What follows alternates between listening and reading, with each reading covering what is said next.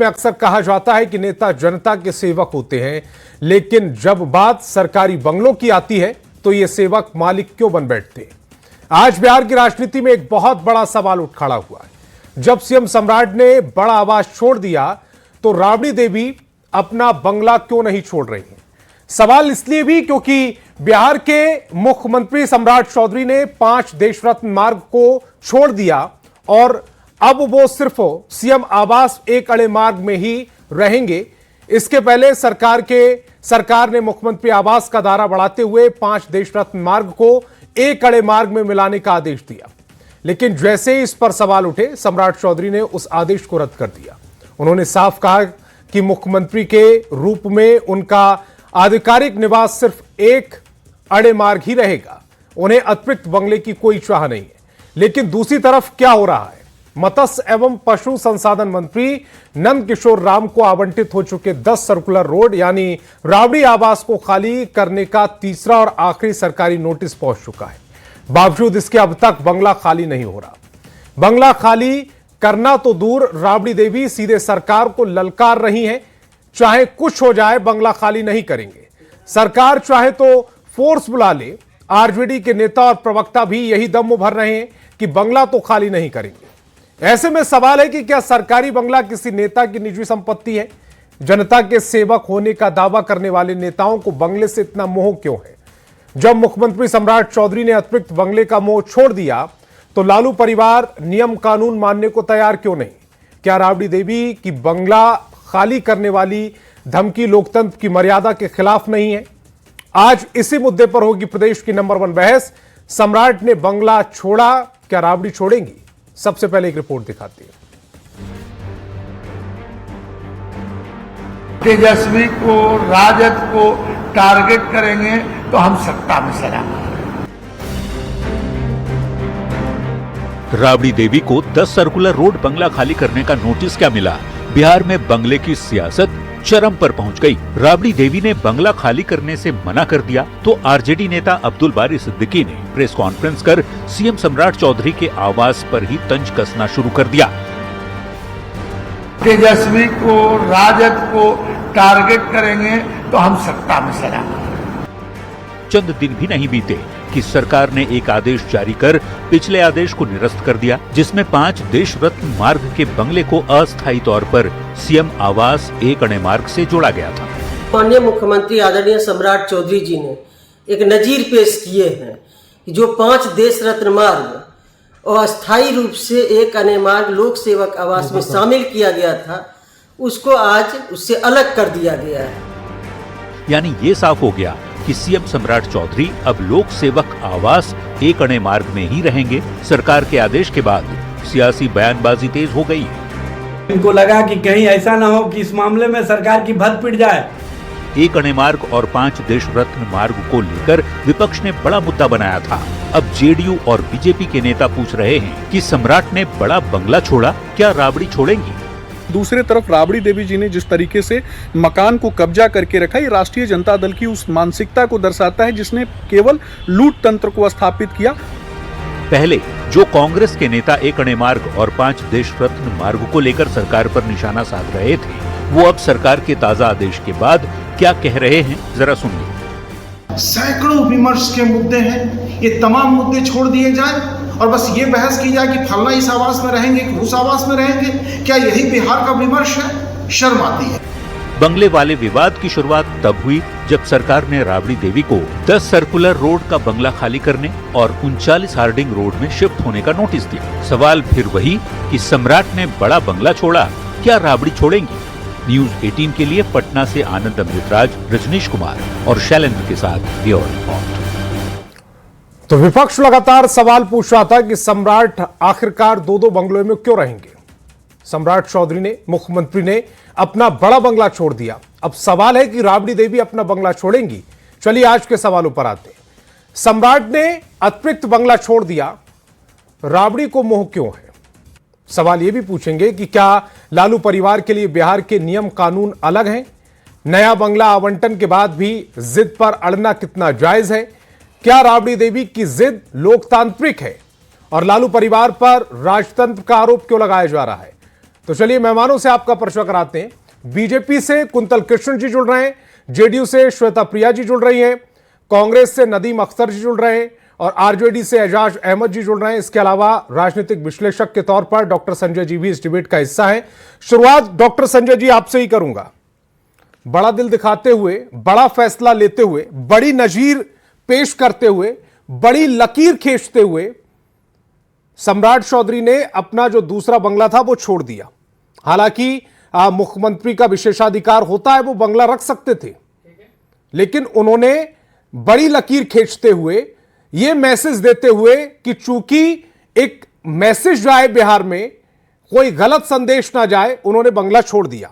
अब सवाल यह पूछा जा रहा है कि क्या राबड़ी देवी अब अपना बंगला छोड़ेंगी? देखिए, अस्थायी तौर पर 5 देश रत्न मार्ग को एक अन्य मार्ग के साथ जोड़ा गया था, जिसको लोक सेवक भवन के नाम से जाना जा रहा है। तो सम्राट चौधरी जी पर विपक्ष हमलावर था कि आखिर वो 15 एकड़ के परिसर की जरूरत क्या है, प्रधानमंत्री जी से भी बड़ा परिसर हो जाएगा जिस आवास में प्रधानमंत्री जी रहते हैं। प्रशांत किशोर ने भी सवाल उठाया था और ये सवालों के घेरे में थे। इन्होंने तय किया कि नहीं, चलिए एक अन्य मार्ग ही हमारे लिए काफी है, हम उसी में जो भी हमारा दायित्व है, जो जिम्मेवारी हमें मिली है बिहार की तरफ से, हम उस जिम्मेवारी का निर्वहन करेंगे। तो एक इन्होंने नैतिकता का परिचय तो दिया। सम्राट चौधरी ने तो एक कदम आगे बढ़ करके भी कहा है, मैं बयान में ही देख रहा था कि अगर मुझे आदेशित किया जाएगा, निर्देशित किया जाएगा, तो मैं तो कौटिल्य नगर के 2400 स्क्वायर फीट के आवास में भी जाकर के शिफ्ट हो जाऊंगा, मुझे कोई इस तरह के बंगला का प्रेम नहीं है। ठीक है, वो सम्राट चौधरी जी ने अपने तरीके से अपनी बात कही। दूसरी बात जो कहा जा रहा है कि क्या वो 10 सर्कुलर रोड जो राबड़ी आवास के नाम से ना आवंटित है, क्या वो खाली करेंगी, नहीं करेंगी, सरकार तय करती है ना। आवंटन की प्रक्रिया सरकार के द्वारा तय होती है, भवन निर्माण विभाग तय करता है। अगर भवन निर्माण विभाग ने तय कर लिया है कि वो आवास नंदकिशोर राम जी को आवंटित कर दिया गया है, तो उसमें नहीं खाली करने जैसी कहाँ कोई बात है। ठीक है, एक राजनीति किया जा सकता है, एक विक्टिम कार्ड खेला जा सकता है, यहाँ से हमारी यादें जुड़ी हुई है, भावनाएं जुड़ी हुई हैं, यहाँ रहने में क्या आपत्ति है, मैं तो इतने वर्षों से रह रहा था, तब किसी पार्टी को कोई आपत्ति नहीं हुई, मैं सत्ता से जब अलग हुई तो तब से मैं यहाँ रह रही हूँ, ये एक अलग बात है। राजनीति में इमोशन अलग पार्ट है, लॉ एंड ऑर्डर अलग तरीके से होता है। तो अगर प्रशासन और भवन निर्माण विभाग का आदेश है, 15 दिन का एक नोटिस जारी किया गया, अभी तो वो नोटिस पीरियड में रह रही है ना। 15 दिन के बाद अगर सरकार ने आदेश दे दिया है, जारी कर दिया है, खाली कर देना चाहिए। इसमें कोई नैतिकता और ये कोई किसी से सीखने जैसी बात नहीं है। और लेकिन वो जब ये विवाद इसलिए है क्योंकि वो ये कह रही है कि किसी कीमत पर बंगला खाली नहीं करेंगे, चाहे फोर्स बुला लो। और इसी सुर में सुर मिलाते हुए आरजेडी के तमाम नेता इस तरह का स्टेटमेंट दे रहे हैं, चाहे सड़कों पर उतरना पड़े, बंगला तो खाली नहीं करेंगे। अच्छा, ये बताइए कि सरकार का जब आदेश नहीं मानेंगी तो फिर वो कोर्ट में जाएंगी। और राबड़ी देवी जी सूबे की पहली मुख्यमंत्री रही हैं। आरजेडी के लोग क्या कॉन्स्टिट्यूशन को नहीं जानते हैं, गवर्नमेंट के आदेश को नहीं जानते हैं कि क्या होता है? कोर्ट अगर इनको छूट इस बात का दे देता है, ये जुडिशियरी भी तो एक है ना भाई, लेजिस्लेचर और एग्जीक्यूटिव के बाद एक जुडिशियरी का पार्ट है। ये हाई कोर्ट में जा सकते हैं, सुप्रीम कोर्ट में जा सकते हैं, इसकी पूरी छूट है। लेकिन कोई व्यक्ति अगर ये कहे कि हम इसके अनुसार, अपने अनुसार तय करेंगे, पार्टी के अनुसार तय करेंगे और हम निर्देशित नहीं होंगे लॉ एंड ऑर्डर से या सरकार के आदेश से, तो फिर उसके बाद बच क्या जाता है? जुडिशियरी। तो फिर तो जुडिशियरी कोर्ट के शरण में ये जाएंगे और कोर्ट के शरण में अगर जाएंगे, कोर्ट अगर इस बात की इजाजत देता है कि हाँ 10 सर्कुलर रोड ही क्यों नहीं, सरकार को इस तरह से एक आदेश जारी करता है जुडिशियरी, तो ठीक है, तब तो ये रह सकती हैं। चलिए, मैं आरजेडी की तरफ जा रहा हूं, एजाज जी की तरफ जा रहा। एजाज जी, एक मैसेज देने की कोशिश की है सीएम सम्राट ने। आपने मेरे साथ डिबेट में ही पूछा था कि उनके पास 2-2 बंगले क्यों रहेंगे, इससे पहले किसी मुख्यमंत्री के पास 2-2 बंगले नहीं रहे थे, तो उनको यह विशेषाधिकार क्यों दिया जा रहा है? हालांकि उनके विशेषाधिकार में था वो कि वो 2 बंगलों में रह सकते थे, दूसरे बंगले का इस्तेमाल काम काज के लिए किया जा सकता था। लेकिन आपकी बात को उन्होंने, आपकी बात को सुनते हुए ही मान लीजिए, उन्होंने एक बंगला छोड़ दिया। अब राबड़ी देवी जी पर बोलिएगा जी। संतोष जी, सबसे पहले तो हमारी बात नहीं माने। हम्म। वो जो कोर्ट में बिहार सरकार ने 2019 में लिखित में दिया था कि 5 देश रत्न मार्ग कारांकित है, आइडेंटिफाई है उप मुख्यमंत्री के लिए, और उस उप मुख्यमंत्री के आवास को इन्होंने परिवर्तित कर लिया था मुख्यमंत्री के आवास के रूप में। इनको लगा कि कहीं ऐसा ना हो कि सरकार की भी भद पीट जाए, हमारी भी भद पीट जाए, तो भद से बचने के लिए इन्होंने जल्दी में फैसला लिया। और आपने देखा होगा जिस दिन हम लोगों ने ये सवाल खड़ा किया कि बिहार सरकार ने 2019 में ही लिखित में एफिडेविट दिया था कि 5 देश रत्न मार्ग उप मुख्यमंत्री के लिए करनांकित है, और उस में जब भी कोई आएंगे तो उप मुख्यमंत्री होंगे वही आएंगे। और आपको भी पता है कि 13 अप्रैल तक सम्राट चौधरी जी उसमें उप मुख्यमंत्री की हैसियत से रह रहे थे, और दूसरा उप मुख्यमंत्री के रूप में 3 सर्कुलर रोड, ये दोनों आवंटित था। लेकिन इन लोगों ने दोनों डिप्टी सीएम को वो जो देना चाहिए था फ्लैट, वो नहीं दिया। और अभी सबसे बड़ा जो अनुत्तरित सवाल है कि 2 देश रत्न मार्ग जो स्पीकर के नाम से आवंटित रहा 1977 से, उसको किस तरह से नीतीश कुमार जी के सुपुत्र निशांत के नाम से आवंटित कर दिया गया, और स्पीकर को उन्हीं के घर में रहने के लिए मजबूर किया जा रहा है। ये सबसे बड़ा मामला है। ये आपने कैसे तय किया कि वो मजबूर है या उन्होंने अपनी इच्छा से वो निशांत को दिया है? संतोष जी, इच्छा से नियमन और सरकार नहीं चलती है, तब हमारी इच्छा का क्यों नहीं अनुपालन होगा? हमारी इच्छा है कि हम देश रत्न मार्ग में रहेंगे, तो क्यों आप देश रत्न मार्ग को बदलना चाहते हैं? इसी से समझ में आता है आपकी तो 10 सर्कुलर रोड में रहने की इच्छा है ना। सुन लीजिए ना, अब सुन लीजिए, धैर्य रखिए।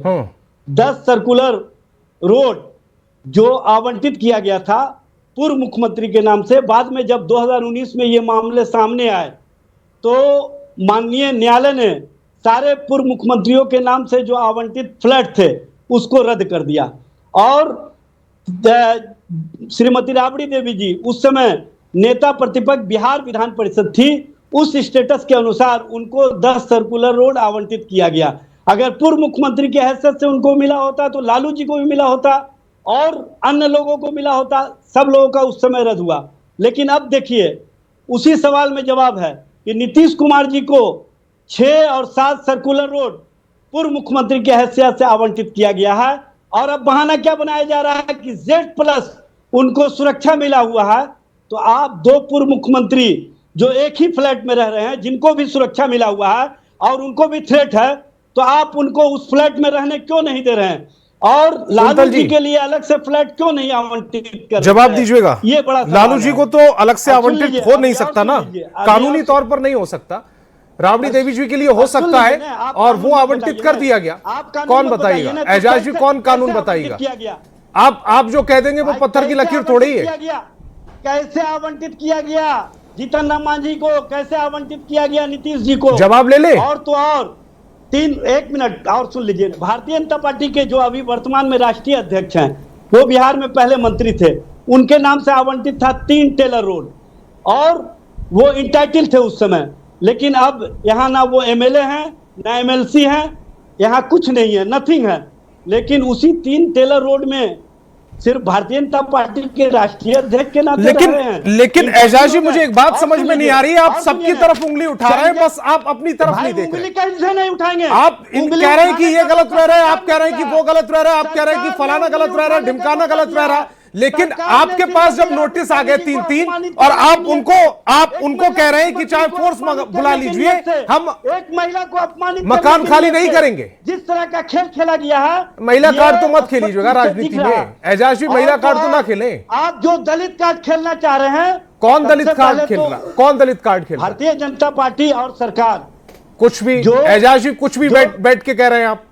कुंतल जी, जवाब दीजिएगा जरा, जवाब ले ले सर। किसके नाम से 11 मई को आवंटित? जवाब तो ले लें एजाज जी। भारतीय जनता पार्टी क्यों नहीं दे रहे हैं? कुंतल जी, उनको देना चाहिए जवाब। संतोष जी अच्छा अब मैं अरे एजाज भाई चलिए कुछ पुराने वक्त की यादें ताजा कर लेते हैं। किस तरह से विक्टिम का एजाज भाई कुछ पुराने वक्त की यादें ताजा कर ले। नहीं, उससे पहले जवाब ये दीजिएगा, जो वो नाम बता रहे हैं वो लोग कैसे रह रहे हैं फिर? और अगर जब कानून का जिक्र कर रहे हैं आप संतोष जी, मुख्यमंत्री एजाज भी आपकी यही सबसे बड़ी आदत है, आप नॉन स्टॉप बोलते हैं, आप सवाल पूछते रहते हैं, सवाल पूछने से काम कैसे चलेगा? जवाब भी सुनिएगा ना। आप सुना दे जवाब कुंतल जी। पिछली बात नहीं, अभी वर्तमान में 2005। एजाज भाई चलिए जरा कुछ पुराने वक्त भी चल लेते हैं एजाज भाई। नहीं पुराना 2005 में पुराने वाला आप लोग मुख्यमंत्री पद से हटी थी, उस वक्त भी 1 साल इन्होंने लगाया था मुख्यमंत्री आवास खाली करने में। 2005, 2017 में, अरे सुनिए एजाज भाई सुनिए, ज्यादा तेज बोलने से आप सुधर नहीं जाएंगे। 2017 में तेजस्वी यादव उप मुख्यमंत्री थे, सुप्रीम कोर्ट के इंटरवेंशन के बाद इनसे मकान खाली कराया गया था। 2024 में भी ऐसी ही बात हुई थी और आज फिर से राबड़ी देवी जी को 4 बार निवेदन पत्र भेजा है सरकार ने। 15/12/2025 को, 17/4/2025 को, 17/4/2026 को, 27/4/2026 को और 29/5/2026 को 4 बार रिक्वेस्ट भेजा है। पर ये कब्जा करने की जो सोच है वो अभी तक गई नहीं है। एजाज भाई 2005 के पहले का बिहार नहीं है ये। सरकार ने माननीय राबड़ी देवी जी को, जो पूर्व मुख्यमंत्री भी हैं, अरे सुनिए एजाज भाई सुनिए तो सही, सरकार ने माननीय राबड़ी देवी जी को एक ज्यादा सुविधाजनक आवास आवंटित किया है, पर चूंकि कब्जा करने की बात है इसलिए बस वहीं रहेंगे। और ये बार बार परिलक्षित हुआ है। जब ये मुख्यमंत्री पद से हटी थी तब भी उन्होंने ऐसा ही किया था। इनके सुपुत्र ने उप मुख्यमंत्री रहते हुए नहीं मकान छोड़ा था, सुप्रीम कोर्ट के इंटरवेंशन के बाद मकान छुड़वाया गया था। आज इनको एक मकान आवंटित कर दिया गया है। एजाज भाई 2 टुक सुन लें, 2 टुक। बिहार में कानून से ऊपर कोई नहीं है। आप लोगों से निवेदन है कि माननीय राबड़ी देवी जी जो मकान उनको आवंटित हुआ है उस मकान में चली जाए, जिससे न उनको कोई असुविधा हो और न ही सरकार को कोई असुविधा हो। बिहार में कानून से ऊपर कोई नहीं है। जो आदेश है, जो कानून है, उस कानून का पालन तो करना ही पड़ेगा। ठीक है, कांग्रेस प्रवक्ता की तरफ जा रहा हूं मैं, नदीम जी की तरफ जा रहा हूं। नदीम जी कानून से ऊपर क्यों समझने लगते हैं हम? राजनेता तो सेवक हैं, सेवा करने आए, ये बंगले की सियासत क्यों हो रही है? देखिए इस देश में किसी को भी कानून के ऊपर जाकर के बात करने की जरूरत किसी को नहीं होती है, ना होनी चाहिए। आज जिस बंगले की हम लोग चर्चा कर रहे हैं, क्या इस देश में और इस प्रदेश में सिर्फ एक बंगला ही इतना बड़ा इशू हो गया कि जिसको लेकर के हम लोग प्राइम टाइम डिबेट कर रहे हैं? वही तो मैं कह रहा हूं। सवाल बंगले की धमकी देने की जरूरत ही नहीं थी। अगर कोई आवंटन हुआ है सरकार की तरफ से उसको स्वीकार कर लेते। निजी बंगला थोड़ी था कि आवंटन जो हुआ है उसको नहीं स्वीकार करेंगे। बंगले को इशू बनाने के बजाय, देखिए पहले भी 20 साल 21 साल से यही सरकार थी, राबड़ी देवी जी वहीं रह रही थी। अचानक क्या हुआ? नहीं बटी का आपको बंगला बदलना है, किसी को छोड़ना है, किसी को किसी और बंगले में जाना है, ये एक कंटिन्यूअस चलने वाली प्रक्रिया होती है। बंगला में, सरकारी बंगला में कोई भी रहता हो, उसको एक ना एक दिन किराए का घर है वो उसको जाना होता है। हमारे नेता को मैं समझाना चाह रहा हूं सदन से उनको निष्कासित करने यही तो मैं समझाना चाह रहा हूं। आप कह रहे हैं कि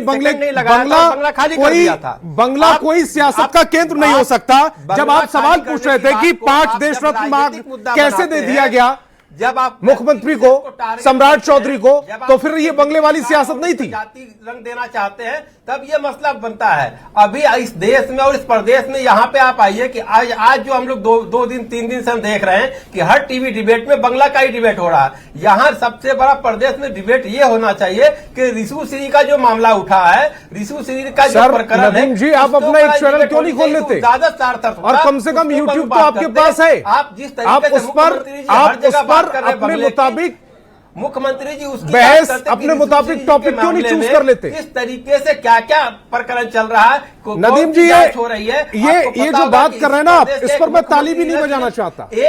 एक अधिकारी आप कह रहे हैं कि बंगले पर बात नहीं होनी चाहिए। एक पूर्व मुख्यमंत्री ये धमकी दे देती है, कि आज जिस फोर्स तरीके बुला से लीजिए, आप बंगला खाली नहीं करेंगे। आप कह रहे हैं कि बंगले पर बात ना हो। जब आप सवाल पूछिएगा उप मुख्यमंत्री से कि दूसरा बंगला उनको आवंटित कैसे कर दिया गया, तब ये सवाल वाजिब है। और जब ये पूछा जाएगा जो आवंटन वाले बंगले पर पूर्व मुख्यमंत्री क्यों नहीं चली जाती, तो इस पर सवाल नहीं करना चाहिए। बंगला कोई मुद्दा नहीं है, बंगले में लोग आते हैं और बंगले से लोग जाते हैं।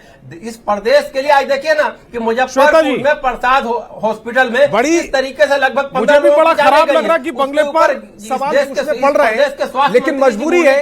बंगले वाली सियासत मैंने तो शुरू नहीं की। बोले आगे चले जाते हैं, तो जो ज्वलंत मुद्दे हैं उसको छोड़ करके हम बंगले के मुद्दे पे क्यों इतना फोकस कर रहे हैं? वही तो मैं कह रहा हूं नदीम जी, बंगले वाली सियासत मैंने तो शुरू नहीं की, मैंने तो धमकी नहीं दी ना। मैंने तो नहीं कहा कि मैं कोई घर खाली करवा के दिखा दे। होना है श्वेता जी से जवाब है मेरा नदीम जी। होने के लिए आपको कोई ना कोई श्वेता जी, बाकी मेरे पास और भी मेहमान है। श्वेता जी की आवाज बढ़ाए, बाकी सभी की आवाज डाउन। ये कानून व्यवस्था को किस तरीके से ये लोग तार तार करते हैं। और ये सही बात अभी कुंतल सर ने बोला भी था कि ये 2005 से पहले का बिहार नहीं है, ये सुशासन की सरकार अभी यहाँ पे है। तो अगर आप कानून व्यवस्था में इंटरप्ट करेंगे तो चाहे जो भी पैदरा अपनाना पड़े, चाहे जो भी चीजें हो कानून व्यवस्था के तहत रह के जो भी चीजें होंगी खाली तो करना पड़ेगा, क्योंकि मकान आपकी संपत्ति नहीं है, बल्कि ये आपकी सरकारी जो चीजें होती हैं वो आपकी संपत्ति नहीं होती है, वो आपकी जिम्मेदारी होती है। आपका कार्यकाल खत्म हो चुका है, जो भी कानून व्यवस्था के तहत आता है कि आपको खाली करना है तो आप खाली करें। और जो इनको 39 हार्डिंग रोड में आवंटन किया गया है इनके आवास का, वो तो बड़े प्राइम लोकेशन पे है। वहां से जो इनका महुआ बाग में बन रहा है, जो भी किला बन रहा है वो भी पास है, वहां से एयरपोर्ट पास है। आप बताइए, ये तो सरकारी संपत्ति पे कब्जा करने जैसी बात हो गई कि 20 साल से हम वहां पे रह रहे हैं तो आगे भी हम वहीं पे रहेंगे। बात यहाँ पे सिर्फ एक मकान की नहीं है। यहाँ पे सबसे बड़ी बात यह है कि इनके डिक्शनरी में कानून जैसा शब्द ही नहीं है। ये अपने आप को कानून से ऊपर समझते हैं, जबकि एक लोकतांत्रिक व्यवस्था में कानून से ऊपर ना तो एक नॉर्मल इंसान होता है, ना ही तो आप वीवीआईपी तो भी आप नहीं होंगे। तो सबसे बड़ी बात यह है कि आप सरकारी संपत्ति को जिम्मेदारी की तरह लें, आप सरकारी संपत्ति को जिम्मेदारी की तरह लें।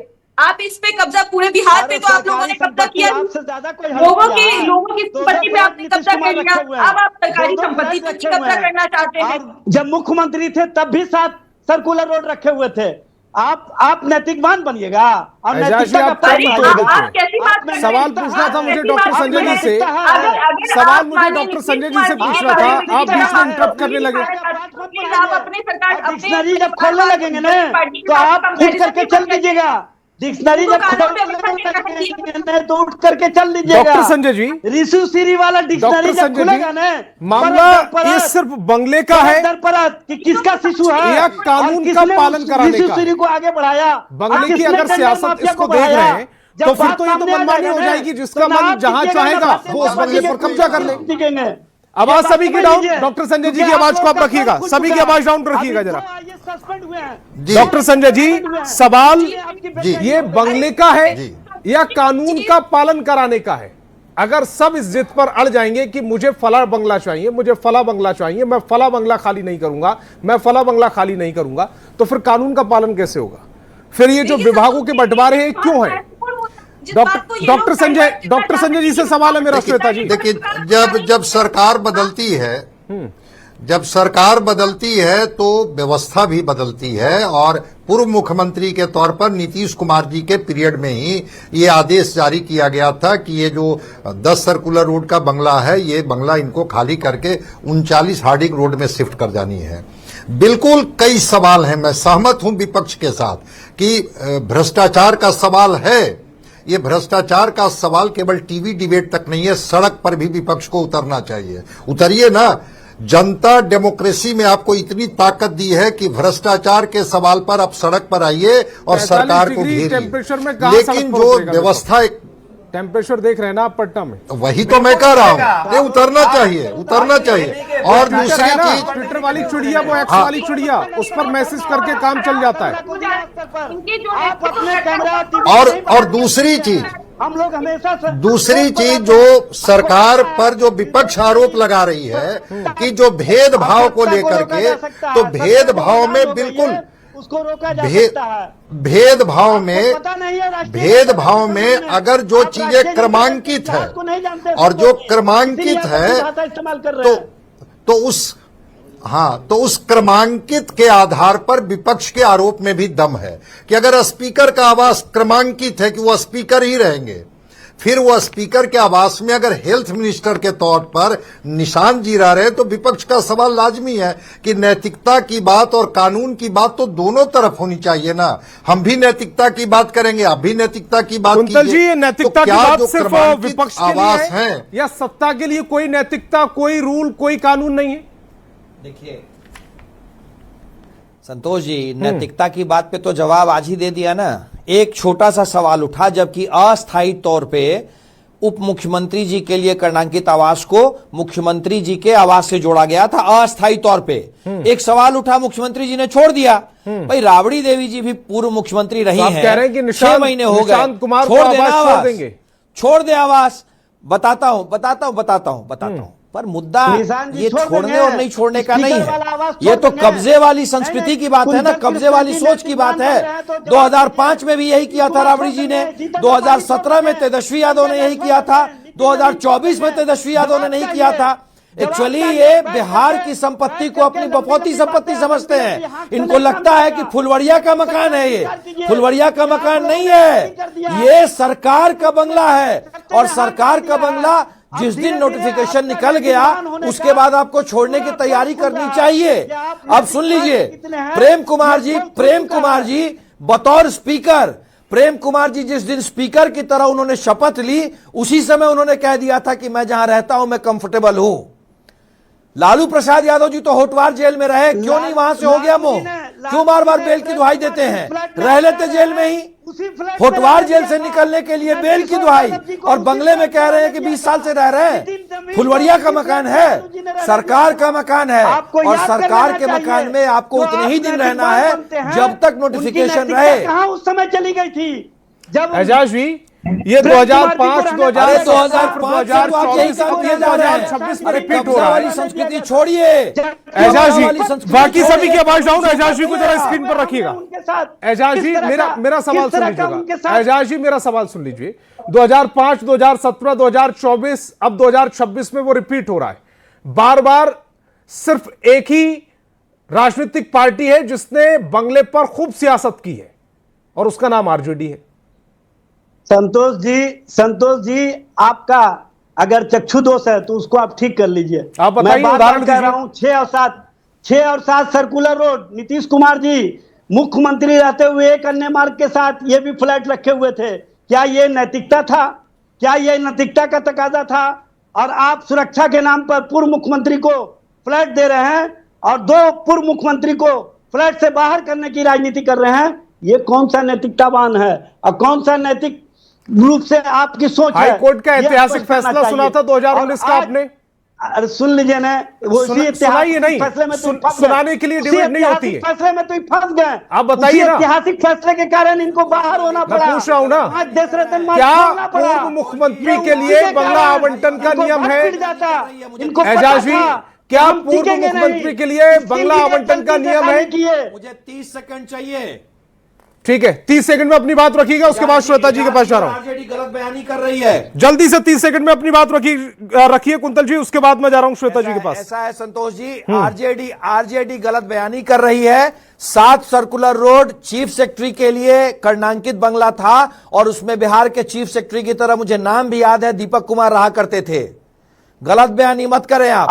आपके लिए बंगला सबसे बड़ा इशू होगा बिहार में, आपके अलावा किसी के लिए नहीं है इशू। आपके अलावा किसी के लिए बंगला इशू नहीं है। आपकी संस्कृति है कब्जे की। आपको जल्दी से अपना जल्दी से रिएक्ट कीजिए। मेरे पास एक बड़ी खबर आ रही है, सभी की आवाज डाउन है, श्वेता जी की आवाज को ऊपर रखिएगा।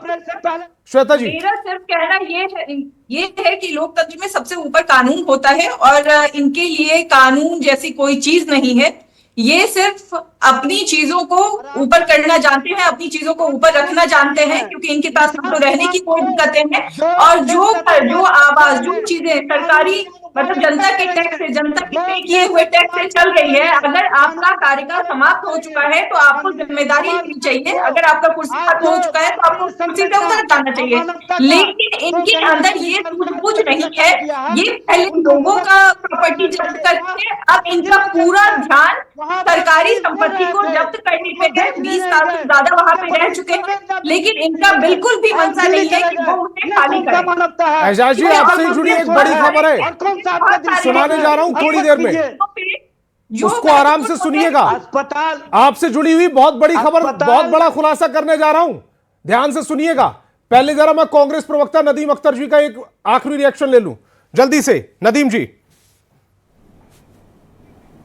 देखिए, मैं पहले भी कहा कि बंगला कोई बहुत मुद्दा नहीं है। अगर आप निष्पक्ष होकर के आवंटन कीजिए। मैं तो ये मांग करता हूं सरकार से कि सरकार एक कानून लाए और बंगला का मैटर ही हमेशा के लिए सॉल्व कर दे। एक सिस्टम बना दे कि किस पद के लोग कहां रहेंगे और उसी नाम से उस बंगले को आवंटित कर दिया जाए, पद के नाम से बजाय के व्यक्ति के नाम से। तो ये सारा का सारा मसला ही हो जाएगा। बीजेपी क्या है, इसी पॉइंट पर इस डिबेट को रोकते हैं और बड़ी खबर मेरे पास आ रही